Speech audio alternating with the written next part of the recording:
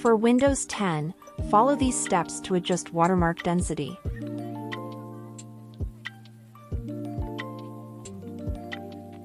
First of all, search Control Panel and click on it.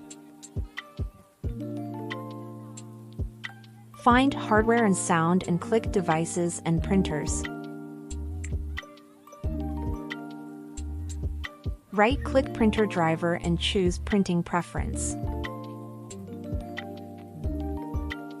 Click on Configure.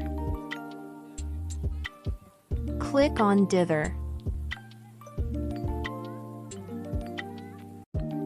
From the list, find halftone density and adjust it.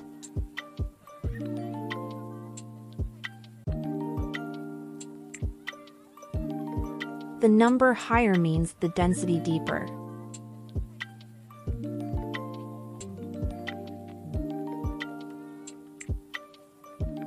Click on Import.